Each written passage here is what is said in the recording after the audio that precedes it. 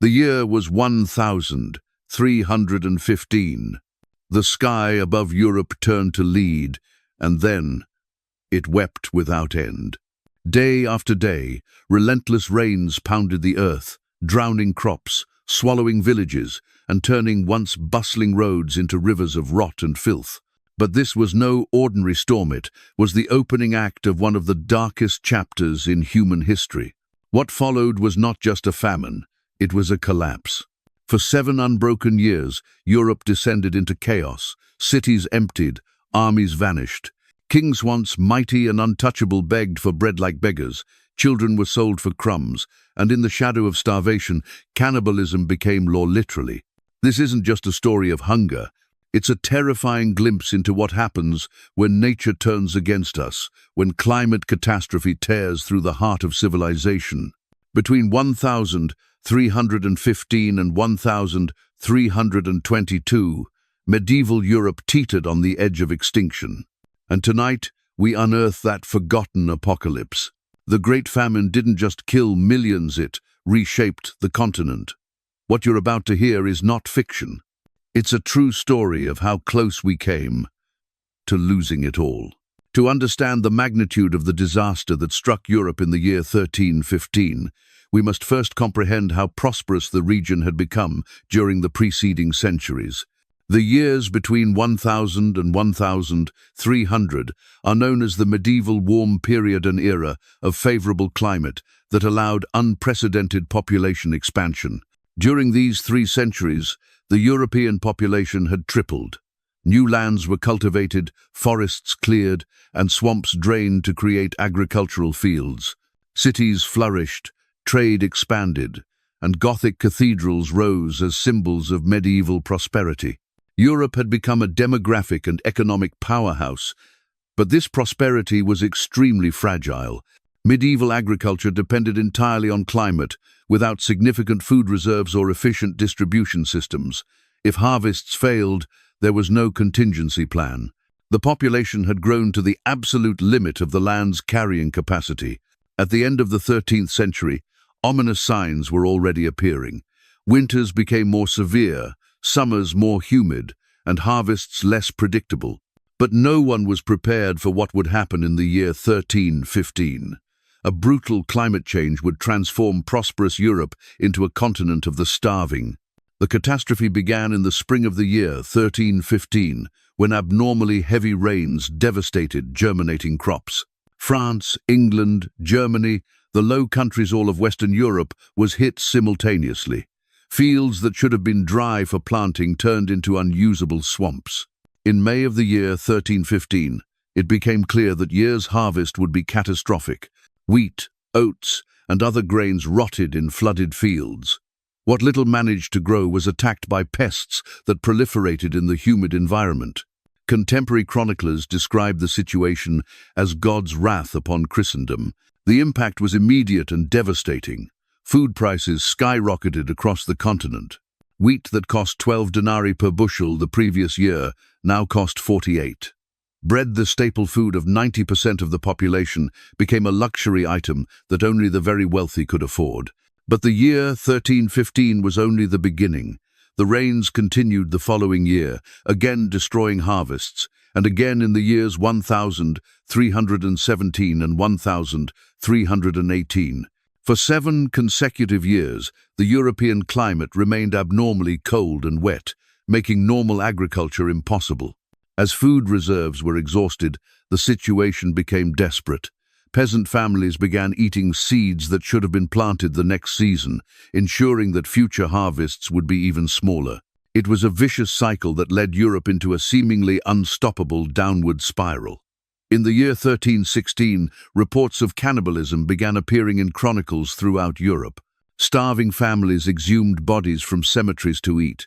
Parents abandoned children on roads, hoping they would die quickly rather than suffer the slow agony of starvation.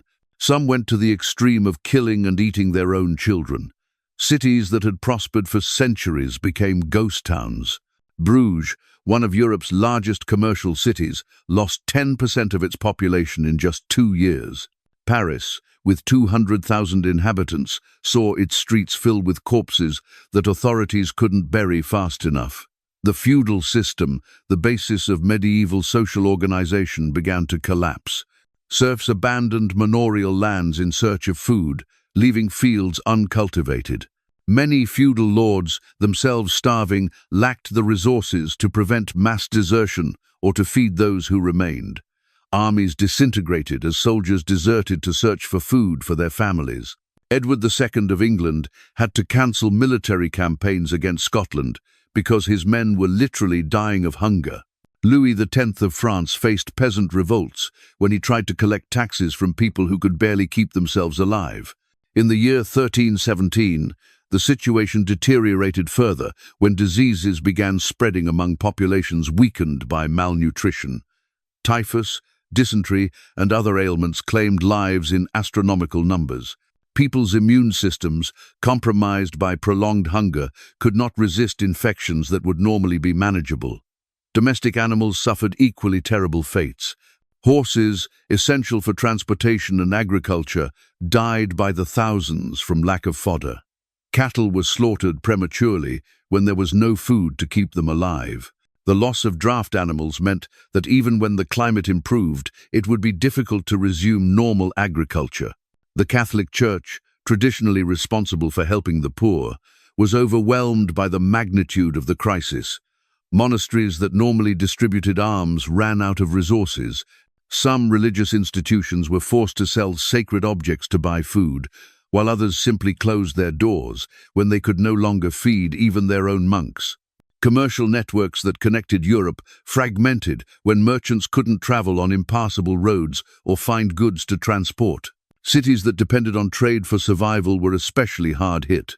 Venice, one of the era's greatest commercial powers, saw its trade in northern Europe practically cease.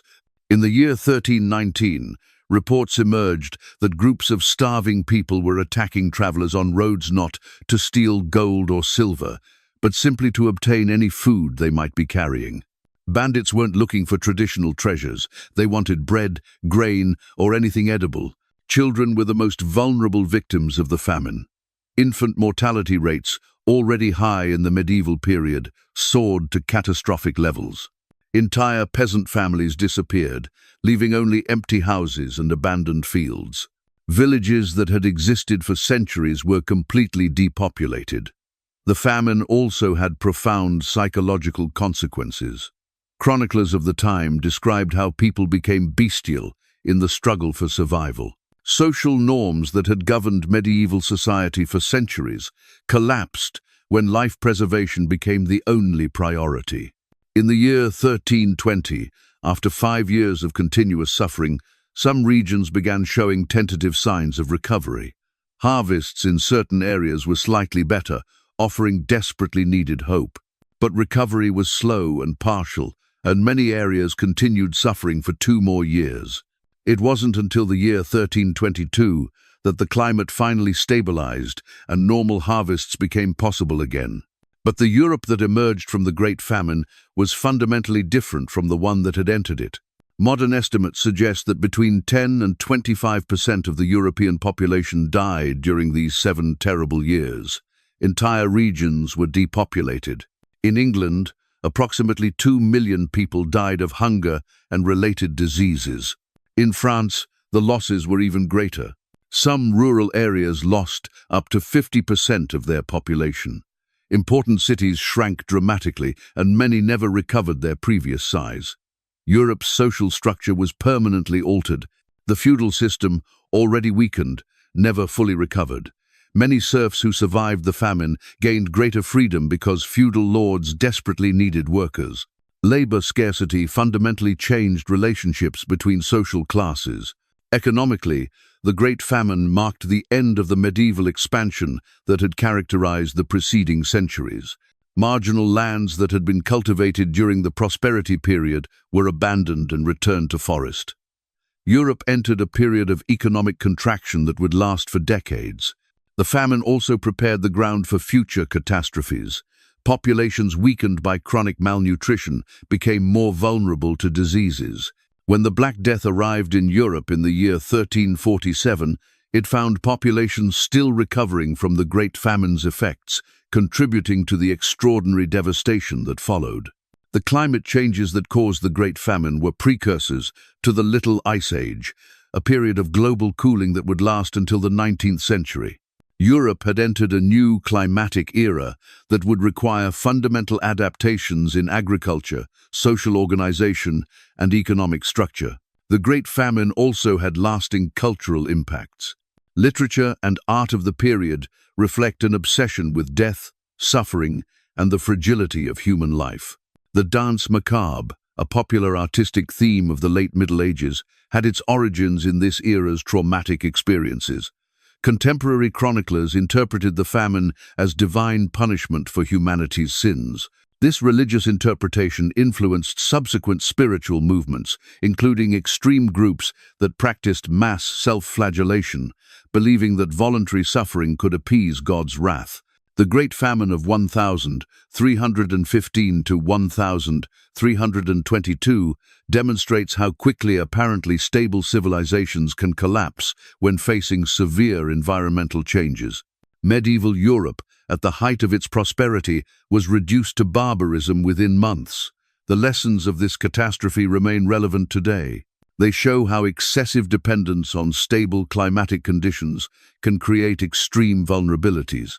They also demonstrate how quickly social norms can collapse when basic resources for survival become scarce. The Europe that survived the Great Famine was more humble, more cautious, and more aware of its fragility.